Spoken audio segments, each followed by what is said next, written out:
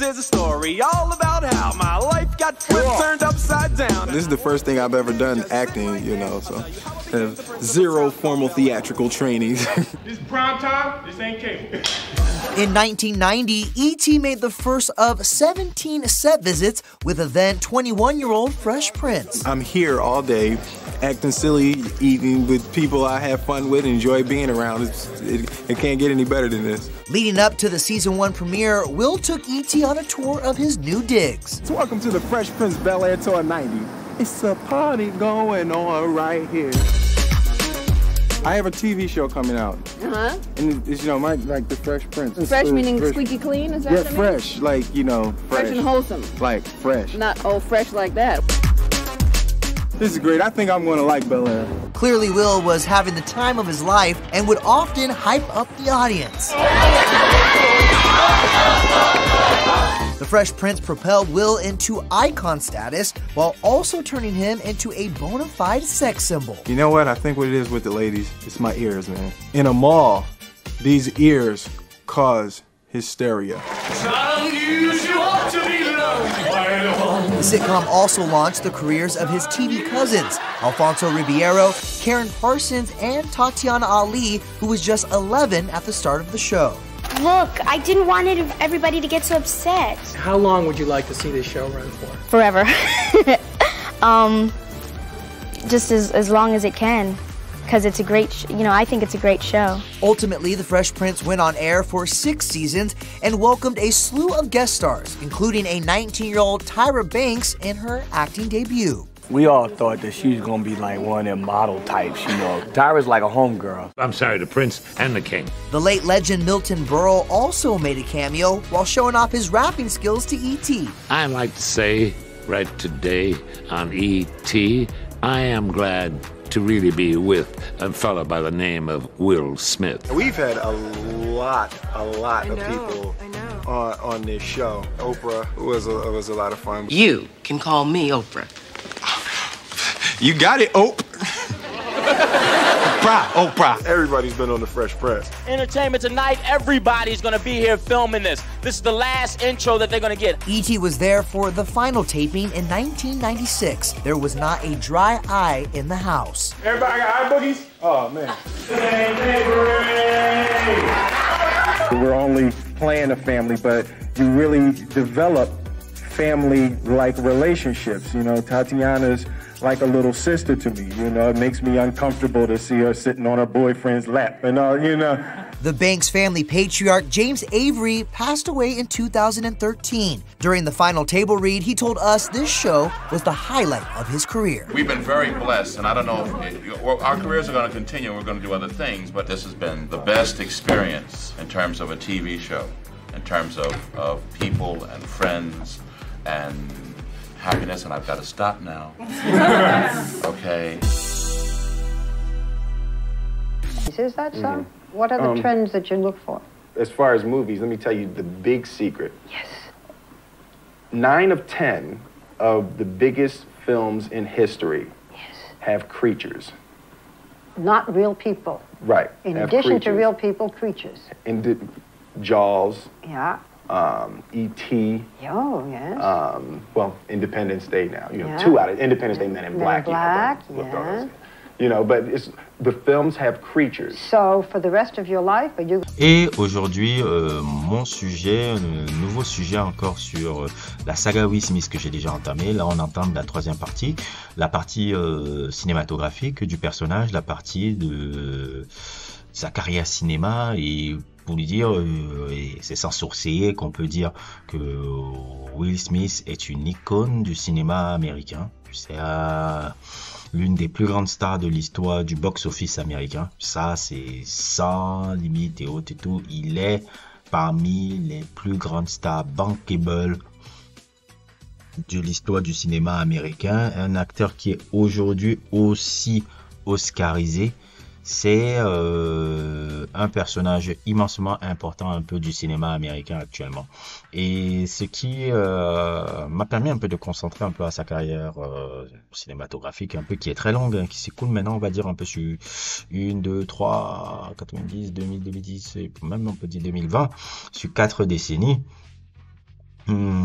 couronné la plupart du temps à 70-80% de succès. C'est un acteur qui est oscarisé maintenant. Il a un Oscar. On oublie souvent maintenant de penser ça parce que malheureusement, à cause de son attitude qu'il a eu et du geste qu'il a fait par rapport à ce que vous connaissez déjà là, ça a un peu réduit le fait que ça soit maintenant aussi un acteur oscarisé maintenant, qui a été récompensé aussi par ses pairs, même si bon, il a été banni pendant, il a une interdiction de venir dans les trucs des Oscars pendant 10 ans.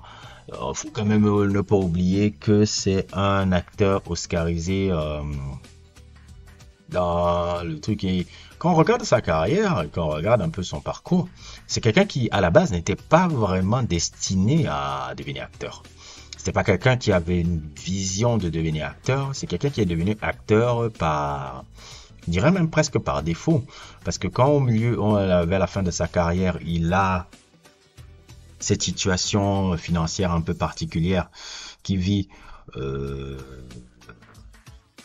par rapport à la mauvaise gestion un peu de son patrimoine après le succès qu'il avait avec Fresh Prince. Il fait la rencontre de, si je me trompe pas, il est parti dans le show de Arsenio Hall où il fait la rencontre de ce personnage qui s'appelle Benny Medina. Benny Medina, un peu, je sais que beaucoup de gens ne savent pas qui est ce monsieur-là, mais c'est un monsieur très important un peu dans l'industrie du divertissement américain. Pour la simple et bonne raison que c'est déjà, moi je l'ai connu en étant le manager de Jennifer Lopez. C'est quelqu'un qui a beaucoup géré la carrière de Jennifer Lopez.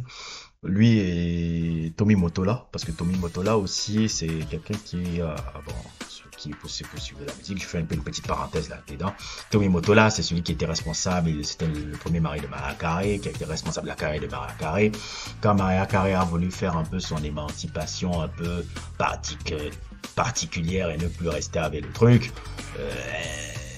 Tommy Mottola a voulu la remplacer un peu avec Jennifer Lopez. Et Jennifer Lopez, c'est un peu la Mariah Carey latina. Il faut souvent comprendre qu'entre les deux, Mariah Carey et Jennifer Lopez, elles se sont jamais vraiment aimées parce que Mariah Carey a vu un peu le bullshit que Tommy Mottola voulait faire en remplaçant un peu là, le truc. Et celui qui gérait sa carrière, c'est Betty Medina. Et pourquoi je parle de ce Betty Medina là? Betty Medina, l'histoire de Fresh Prince of Bel-Air, c'est son histoire.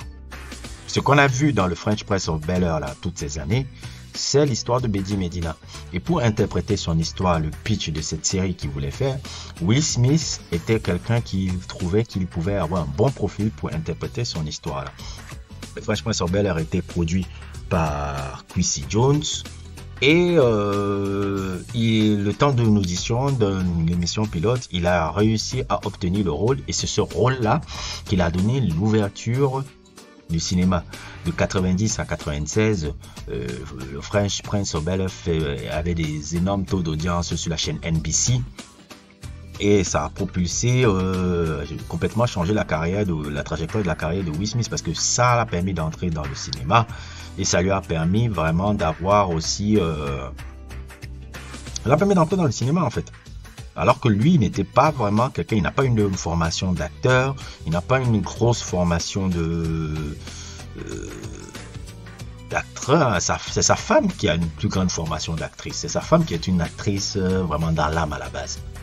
Jada Pinkett, c'est vraiment une actrice qui a fait une école d'art, qui a été dans les arts dramaturgiques.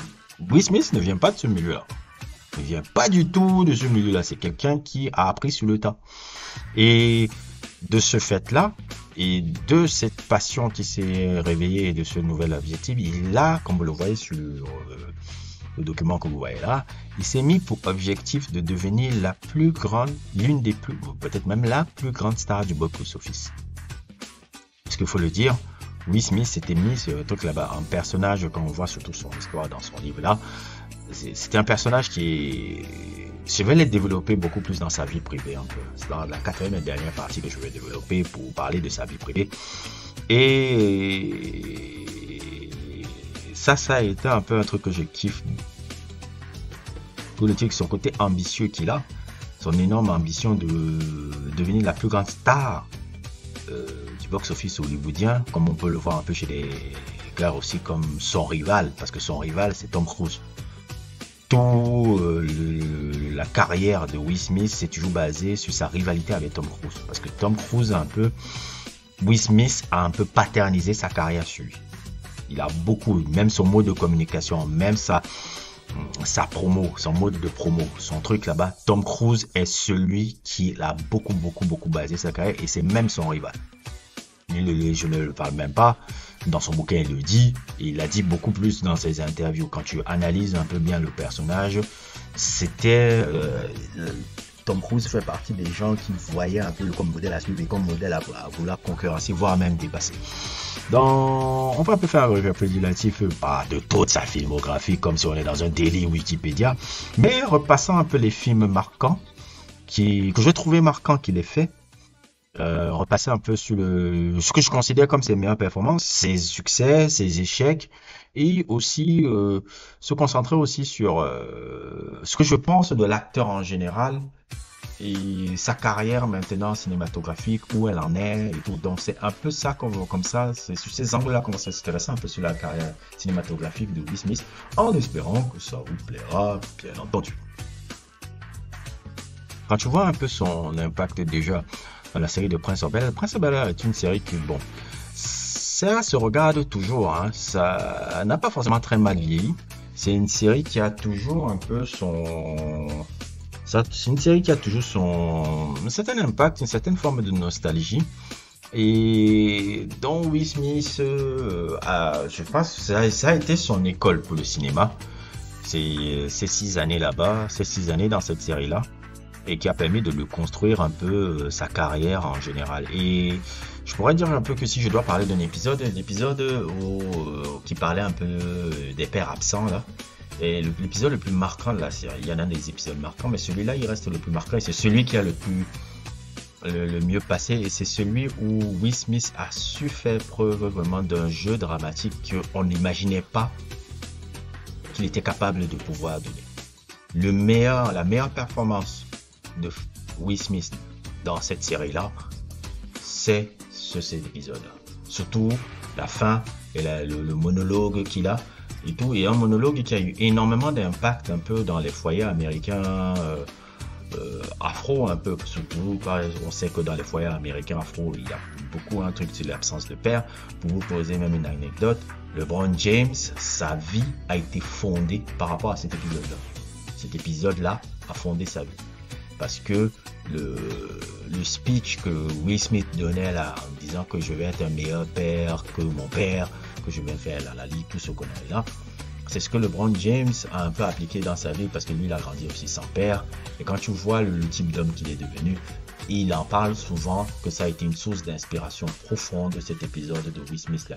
Chaque fois qu'il il regarde ça avec les larmes, parce qu'il voit comment cet épisode là a complètement changé la vie. C'est pour ça que je dis souvent, les gens méprisent la culture, ça, la culture inspire, la culture peut changer les trajectoires, la culture peut modeler une société à travers la culture. Donc c'est un peu ça que je voulais revenir. Donc c'est en gros un peu ça. C'est une série qui se regarde toujours, il faut le regarder en se mettant toujours dans la tête du contexte de l'époque.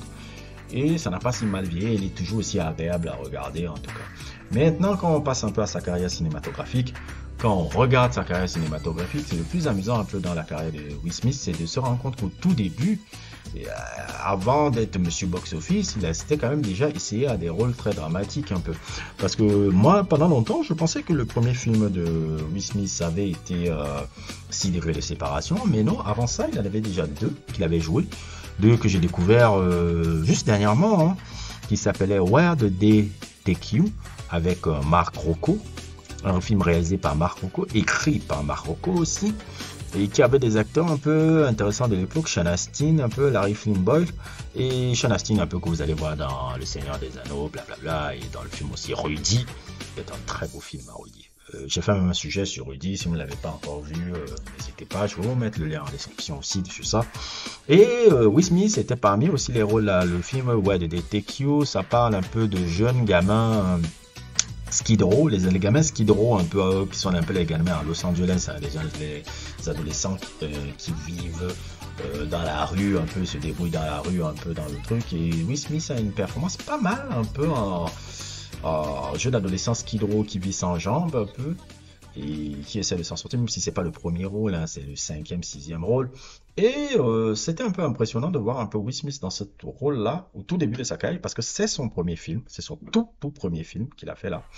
Il n'a pas eu beaucoup de succès, il n'est pas beaucoup passé dans quelques festivals, il n'est pas de trucs et autres et tout, il y a très peu d'interviews à regarder sur ça.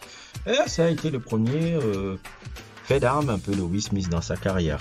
Et après, tout juste après cela, il est le film qui l'a permis d'avoir un peu, pas à se faire un nom un peu dans les cercles hollywoodiens. Et ce film-là, c'était 6 degrés de séparation. 6 degrés de séparation qui est un film réalisé par un monsieur qui s'appelle Fred Schepisi et qui tirait de la pièce de théâtre de John Guare. 6 degrés de séparation est un film avec Donald Sutherland et tout, et Will Smith joue une sorte de jeune gay, je crois qu'il est gay et autres et tout, une sorte de con artiste un peu qui vient dans une famille un peu riche et s'intègre tellement bien dans cette famille riche qui commence à avoir un peu les intrigues de cette famille là et tout, et c'est un peu une sorte de critique un peu de la société bourgeoise un peu américaine à travers un peu le personnage de Will Smith qui lui est un peu un afro dans cette société-là. C'est un très très beau film. C'est un film que j'ai vu, je crois, 2 fois, 3 fois il y a 10-15 ans. Il fallait que je veuille un peu essayer encore de me le revoir avec les yeux d'adulte. Mais c'est un film qui m'a beaucoup plu. C'est un truc là où Will Smith a un rôle encore très dramatique. Et cette performance a permis à ce qu'il ait un peu un nom autour d'Hollywood. Mais maintenant, quand on entre dans cette partie-là, on entre vraiment dans la partie où Will Smith a commencé à crafter sa légende. La légende qu'on va connaître du personnage, le roi du box-office. Et ça commence avec Bad Boy. Bad Boy de Michael Bay. Michael Bay qui est vu un peu comme le fucking plus mauvais réalisateur de l'histoire du cinéma américain à partir des années 90. Mais pour moi, c'est un réalisateur qui a toujours fait des films fun. J'ai aimé The Rock, j'ai aimé plein de films qu'il a fait, même Pearl Harbor que les gens n'aiment pas et autres, tout. J'arrive à toujours kiffer. C'est vrai que les Transformers me sortent un peu par les trous. Mais Michael Bay, c'est un personnage qui aime faire son film fun comme il aime faire. Et Bad Boy, je pense qu'il est aussi peut-être le premier film de Michael Bay. Ce film-là a lancé la carrière de Will Smith. Will Smith est né à partir de Bad Boy. Et Will Smith n'est même pas né à partir de Bad Boy. Will Smith est né à partir de cette scène que vous voyez là. Cette scène-là a transformé l'image de Will Smith là. Cette scène où il court à t-shirt relevé. Je me rappelle encore quand j'étais petit et que je regardais encore le clip de Shagai ou quelque chose comme ça. Je dois vous avouer que c'est le film qui m'a fait commencer à aimer le film Bad Boy. Avec le plan aussi là où il se lève avec Martin Lawrence. C'est un plan toujours iconique. Pour moi qui a des souvenirs d'enfance, je me rappelle que ces images-là ont marqué beaucoup mon esprit. C'est le truc là où il courait en ralenti là, et la scène où il prend Martin Lawrence, après on les voit se lever, haute et tout. Moi, ça m'a marqué cette scène-là, et ça reste toujours un plan tellement iconique un peu de ce film-là, qui est un super film de divertissement. Pour ceux qui n'ont pas vu Bad Boy, c'est un film c'est un peu l'équivalent de L'Arme Fatale Noire. L'Arme Fatale avec des négros un peu, c'est un peu ça. Un buddy cop movie super génial. Et c'est à partir de cette scène-là, ce truc-là, torse nu, ce truc-là que Michael Bay a imposé, et Will Smith me le dit même sur son bouquin, que Will Smith est devenu une légende. Que Will Smith est devenu une star du box-office, qu'il est devenu un sex symbole. C'est à partir de là que les portes de Hollywood mainstream se sont ouvertes. C'est à partir de là qu'il est devenu la bombe médiatique, et après ça s'est enchaîné. Ça s'est enchaîné avec Independence Day, ça s'est enchaîné avec Men in Black, ça s'est enchaîné avec Ennemi d'État, ça s'est enchaîné avec tous ces films-là. Il faisait pas beaucoup de films, il faisait un film par an, si je me souviens bien. Il faisait un film par an, et à partir de 95, c'était que des succès au box-office. Bad Boys, Independence Day, Men in Black, Ennemi d'État. Et puis il y a eu le premier Quack. Le premier Quack, ça a été avec Wild Wild West. Wild Wild West, en fait, ça a été le premier mauvais choix un peu de Will Smith qui avait choisi ce film-là en se disant qu'il allait avoir beaucoup plus de succès et en refusant Matrix. Ça a été un peu un choix pas assez judicieux de sa part. quand on sait ce que va devenir la franchise Matrix, parce que c'était quelqu'un qui était prévu pour jouer la franchise Matrix et tout. Et je pense un peu que c'est là où il a, comment dire, il a un peu, c'était son premier échec véritablement au box-office. C'était vraiment son premier échec au box-office. Puis il a joué un autre film où il n'était pas vraiment le truc qui s'appelle La Légende de Baker Vance. La Légende de Baker Vance, c'est là où il joue un peu un caddie. Avec Matt Damon qui est le premier rôle ou le deuxième rôle. Je sais pas s'il était le premier ou le deuxième rôle, je sais plus, et autres et tout.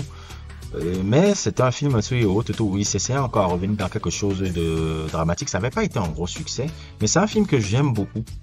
Même si les critiques n'étaient pas trucs, c'est un film un peu que j'aimais beaucoup parce que j'aimais beaucoup un peu la position un peu là où on avait toujours la position de Will Smith positif. On voyait, on peut pas avoir Will Smith, mais Will Smith super-héros, on voyait un Will Smith un peu plus humble, plus truc, et c'est ça qui me plaisait un peu là-dedans. Et je dois vous avouer que quand tu regardes la première partie de sa carrière, quand tu voyais les choix plus ou moins judicieux qu'il arrivait à faire dans sa carrière, on sentait que vraiment, le mec, il était concentré à devenir vraiment une sorte de machine du box-office. Parce que, comme je le dis, son objectif, c'était de devenir l'une des plus grandes stars box-office américain, peut-être même la plus grande star du box-office américain. Et dans son choix des rôles, et ça c'est quelque chose qui m'a beaucoup agacé sur le personnage, c'est qu'il prenait toujours des rôles de gentil ou des rôles excessivement positifs.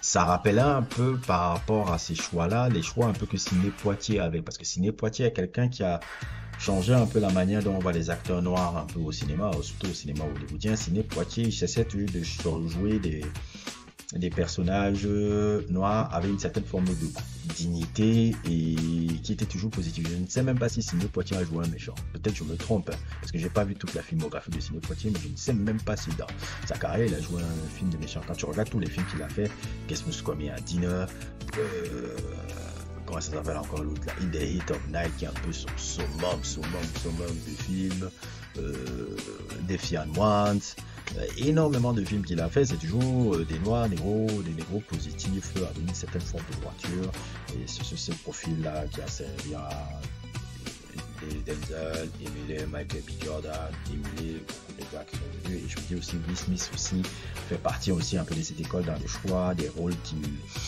qu'il a fait.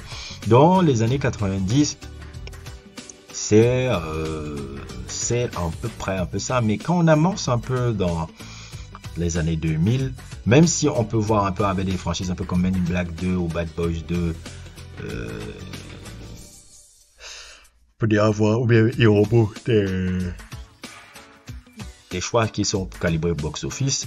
On peut se redire aussi que déjà avec La Légende de Baker Vance, il essayait déjà d'entrer dans quelque chose de beaucoup plus intimiste et beaucoup plus des choix de rôle de beaucoup plus dramatique. Et ça se voit même déjà dans les films comme La Pursuit of Happiness, ça se voit comme les films comme comment ça s'appelle encore là, The Secret of Life of... non pas The Secret of Life of Bees, 7 Pounds. Tous ces films là, ou encore je pense un peu son plus grand rôle au cinéma, Ali. La meilleure performance au cinéma que Will Smith a fait, c'est Ali de Michael Mann. Je suis désolé, hein. Ali, oui, j'aime bien que Denzel Washington a eu un Oscar pour c'était pourquoi Training Day là, cette année-là, mais celui qui méritait l'Oscar c'était Will Smith. Will Smith ne joue pas Ali, Will Smith est Ali dans ce film. C'est incroyable. Ce film-là, c'est son summum.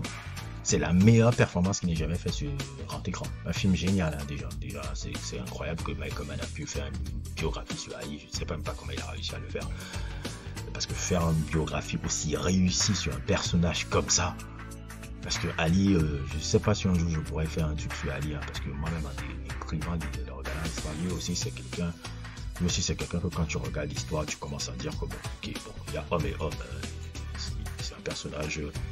c'est un personnage assez fascinant aussi. Et Will Smith a vraiment réussi le pari d'interpréter ce personnage-là. Et ça a donné vraiment des films, un film exceptionnel et l'autre exceptionnel. Il méritait l'Oscar cette année-là. Et en gros,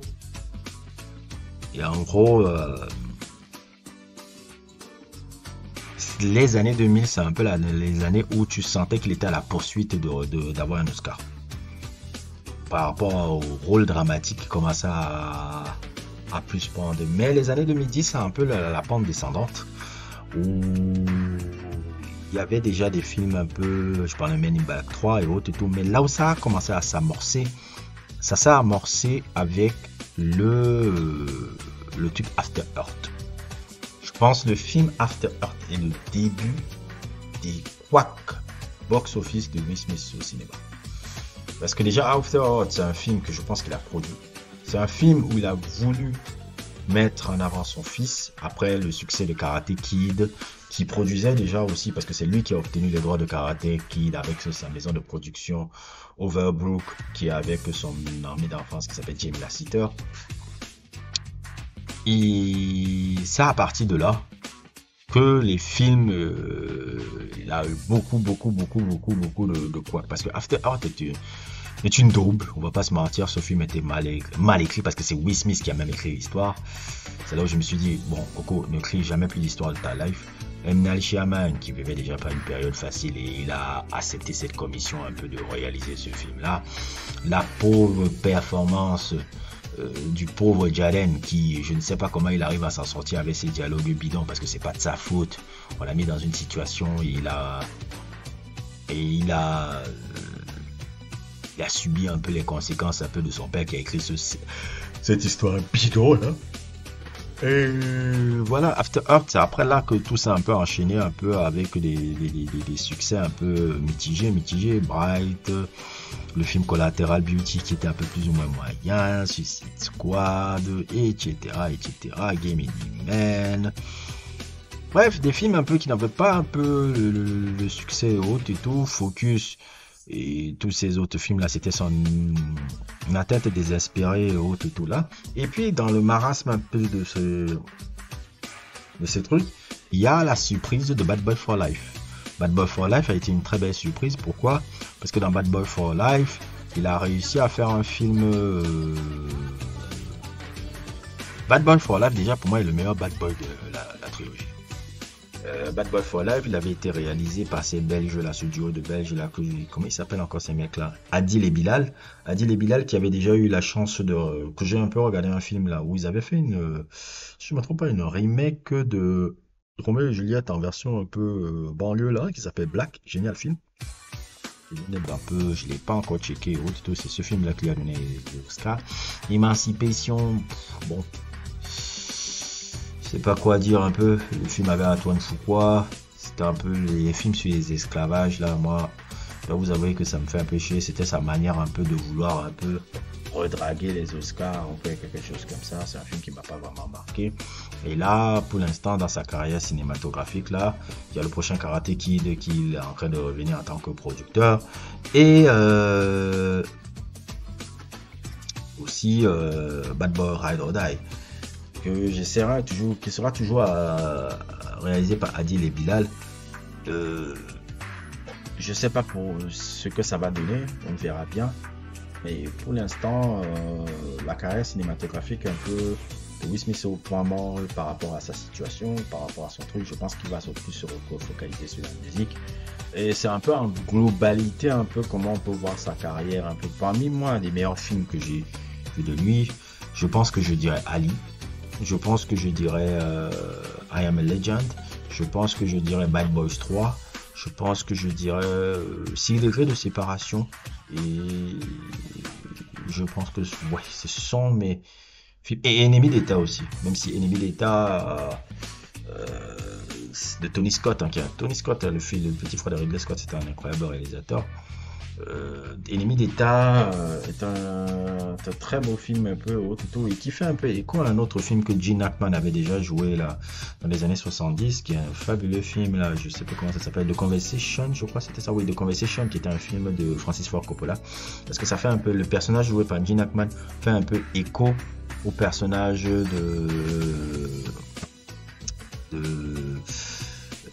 son personnage qui joue un peu dans Conversation, parce que quand tu vois un peu le personnage, tu as l'impression que c'est la suite non officielle de Conversation. Et je crois que c'est fait exprès par le personnage qui jouait, parce qu'on voit un personnage qui a été poursuivi par les services secrets et autres et tout, et en gros, ça fait un peu un clin d'œil là-dedans. C'est un peu une sorte de inside clin d'œil, un peu Tony Scott, peut-être par rapport à un film qui l'a influencé et qui l'a marqué. C'est la carrière, voilà, globalement, les films qui m'ont plu, du personnage et autres et tout. Et que penser maintenant de l'acteur? L'acteur, c'est pas vraiment en globalité un acteur qui est bon dans le jeu. Déjà, c'est pas un grand acteur, c'est un acteur qui est calibré pour le box-office, comme il a toujours dit, c'est un acteur calibré pour le box-office. C'est un incroyable étudiant du box-office américain et des films qui ont marché au box-office américain. C'est pour ça que ces choix de films ont été toujours très judicieux pour le truc. Et c'est pour ça que, comme il vous l'a dit au début, il a fait beaucoup de films avec des extraterrestres ou des personnages. Regardez les e-robots, regardez Independence Day, regardez Men in Black, regardez I Am a Legend. Il a fait beaucoup des personnages et des créatures un peu. Et tout, parce qu'il a toujours dit que les films qui marchent au box-office, c'est beaucoup ça, c'est un très grand étudiant un peu du box-office américain. En globalité, c'est un acteur qui n'était pas vraiment un acteur impressionnant par le jeu, même si je trouve que Alice est sa meilleure performance qu'il ait jamais faite. Mais c'est pas un acteur qui est impressionnant par le jeu. C'est pas un acteur qui est impressionnant par le jeu. C'est pas un acteur qui moi m'a impressionné par le jeu. Je pense que Forest Whitaker était un meilleur acteur que lui. Je pense qu'il y a énormément de meilleurs acteurs que lui dans le jeu d'acteur en lui-même. Mais c'est un incroyable box-office. Ça a été un incroyable box-office machine. Box-office machine pendant de longues années. Et il a mérité là dans sa carrière cinéma c'est un peu ça que je pourrais voir. C'est un acteur bankable, ça a été un acteur bankable, ça a été une belle tête d'Hollywood. Je pense qu'elle sera au point mort après la sortie de Bad or Die parce qu'il va se concentrer à sa musique. Je pense que c'est globalement ce que je voulais un peu parler de qui était un peu la carrière de Will Smith. Qu'est-ce qu'elle a donné, qu'est-ce qu'elle a cru, qu'est-ce qu'elle raconte et autres. On ne peut pas nier que c'est quand même une icône de son époque. On ne peut pas nier que c'est une icône du cinéma. Et qu'il a représenté un peu la star bankable un peu des années 90, des années 2000. Que c'est maintenant un acteur oscarisé, pas l'oublier, c'est un accomplissement de malade ce qu'il a eu là. Et globalement, il est dans la légende du cinéma américain. Complètement, dans la légende du cinéma américain qu'on ne peut pas l'oublier, on ne peut pas le marquer. Et quand même en repassant sur sa carrière comme je l'ai fait là, c'était pour que les gens n'oublient pas aussi ce qu'il a réussi à accomplir et tout là. Je crois que ce sera tout pour moi aujourd'hui. Je crois que ce sera tout ce que j'aurai à dire aujourd'hui. Je ne serai pas faire de la philo, parce que moi j'aime pas faire de la philo avec les vidéos que je fais. La dernière partie, ça va s'occuper un peu de sa vie privée, de ce que je pense un peu du personnage globalement de Will Smith. N'hésitez pas à liker, n'hésitez pas à vous abonner, et à plus pour d'autres aventures.